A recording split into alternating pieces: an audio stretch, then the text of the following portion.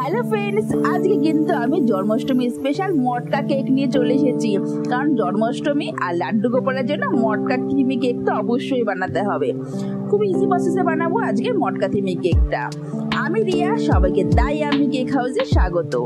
কেকটাকে আমি খুব সুন্দর করে সাদা ক্রিম দিয়ে দিয়েছি, আর কেকটাকে কিন্তু আমি দেখুন একটা বলের আকার করে নিয়েছি, একটা গোল শেপের বানিয়ে নিয়েছি। যতটা গোল শেপের করা যেতে পারে কেকটা কিন্তু ততটাই খুব সুন্দর হবে। খুব সুন্দর করে গোল শেপের করে সাদা ক্রিম দিয়ে নিলাম। এখানে আমি পাইপিং ব্যাগে একটু সাদা ক্রিম করে নিয়েছি, আর দেখুন এখানে রাউন্ড রাউন্ড করে দিচ্ছি, জাস্ট একটু রাউন্ড। এটাকে খুব সুন্দর করে আমি এবার ক্লিন করে নেবো। এই রাউন্ডের ভেতরের ক্লিনটা অত দরকার নেই, কারণ ভেতরে তো আমি এখানে মাখন দিয়ে দেবো। বাইরেটা কিন্তু খুব ক্লিন করাটা খুবই দরকার। খুব সুন্দর করে হালকা হাতে আমি এখানে ক্লিন করে নিলাম।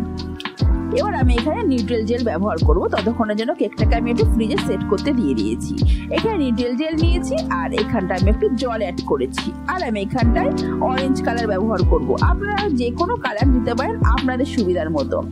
আমি এখানে অরেঞ্জ কালার নিলাম, এখানে আমি লিকুইড কালার অ্যাড করেছি, আপনারা চাইলে জেল কালারও নিতে পারেন। সব কিছুকে খুব সুন্দর করে আমি একটু মিশিয়ে নেব। আমি এখানে আরেকটু কালার অ্যাড করবো, কারণ কালারটা কিন্তু খুব হালকা হয়ে গেছে, সেই জন্য খুব সুন্দর করে মিশিয়ে নিলাম। এটাকে আমি এবার পাইপিং ব্যাগে ভরে নেব। ভরে নিয়ে এটাকে কিন্তু খুব সুন্দর করে এবার এখান কেকের উপরে দিয়ে দেব। খুব হালকা হাতে কাজটা করতে হবে। আর এই ভিডিও সংক্রান্ত যদি কোনো আপনাদের প্রশ্ন থাকে অবশ্যই কিন্তু আমাকে কমেন্টে করতে পারেন, আমি অবশ্যই কিন্তু অ্যান্সার দেবো। আর ভিডিওটি ভালো লাগলে অবশ্যই লাইক শেয়ার কিন্তু অবশ্যই করে দেবেন। এটাকে খুব সুন্দর করে আমি এবার ফিনিশিং দিয়ে নেব।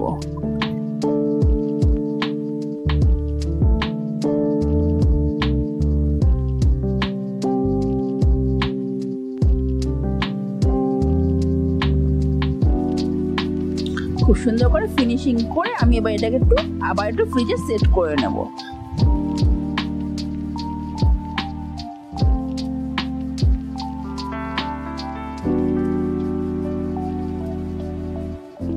সেট করে নিই, আর এখানে আমি সাদা কালারের ক্রিম দিয়ে কিন্তু ডেকোরেশনটা করব। আমি এখানে ক্রিমটাকে খুব ভালো করে কিন্তু ফেটিয়ে নেব আগে স্প্যাচুলা দিয়ে। খুব ভালো করে স্প্যাচুলা দিয়ে ক্রিমটাকে ফেটিয়ে নিয়েছি, কারণ ক্রিমটা নরম হলে তবে কিন্তু ডিজাইনটা কিন্তু খুব সুন্দরভাবে পড়বে। আমি এখানে কিন্তু দাগটা নিই, আমি এখানে ছোট ছোট করে ডট ডট দিয়ে দিচ্ছি। আর এখানটায় আমি একটা টুথপিক দিয়ে জাস্ট একটু দাগ টেনে নেবো খুব হালকা হাতে।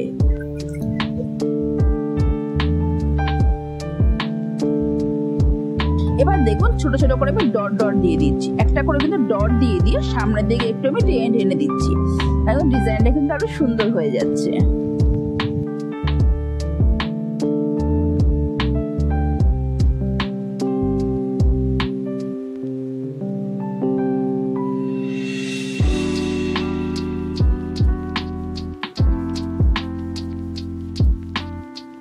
ডট ডট দেওয়া হয়ে গেছে। আবার এখানে আমি দেখুন কতগুলো গোল গোল করে নেব, জাস্ট কতগুলো রাউন্ড, কারণ আমি এখানে খুব ইজি প্রসেসে ডিজাইনটা করব। আপনারা চাইলে যে কোনো ডিজাইনও করতে পারেন, কিন্তু আমার ডিজাইনটা কিন্তু খুব ভালো লাগছে। আপনাদের কেমন লেগেছে ডিজাইনটা অবশ্যই কিন্তু জানাবেন। তো রাউন্ড রাউন্ড করে দিলাম।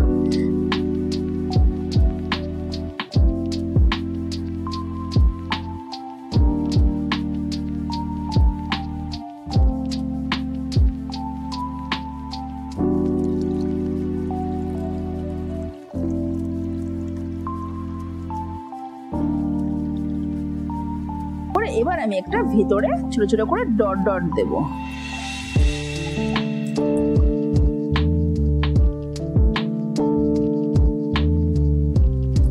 আর এইখানটায় আমি একটা জাস্ট দাগ টেনে নেব। আর আমি এবার মটকার ভিতরে আমি এখানে মাখন দিয়ে নেবো। এখানে আমি সাদা কালারের ক্রিম ব্যবহার করব। আমি এখানে কোনো নজেল ব্যবহার করিনি, জাস্ট পাইপিং ব্যাগটা একটু জাস্ট সামান্য কেটে নিয়েছি, নিয়ে কতগুলো জাস্ট ডট ডট করে নিয়েছি। আমার এখানে মাখন দেওয়া রেডি। এবার আমি এখানে গ্রাস নজেল নিয়েছি, আর সবুজ কালারের ক্রিম দিয়েছি, দিয়ে আমি এখানে চারপাশে একটা করে গ্রাস দিয়ে দেব। আর ময়ূরের পালক আর এই জন্মাষ্টমীর ট্যাগটা আমি কিন্তু র ম্যাটেরিয়াল কেকের শপের থেকে নিয়েছি। ওখানে কিন্তু আমি এখানে ট্যাগ আর এই ময়ূর পালকটা পেয়ে গেছি। এটা আমি এখানে বসিয়ে নিলাম, আমার কেক রেডি। কেমন হয়েছে ডিজাইনটা অবশ্যই কিন্তু কমেন্টে জানাবেন। আজকের মতো টাটা বাই বাই। আমি আবারও ফিরছি খুব সুন্দর নিউ অ্যান্ড একটা ইজি কেকের ডিজাইন নিয়ে। টাটা।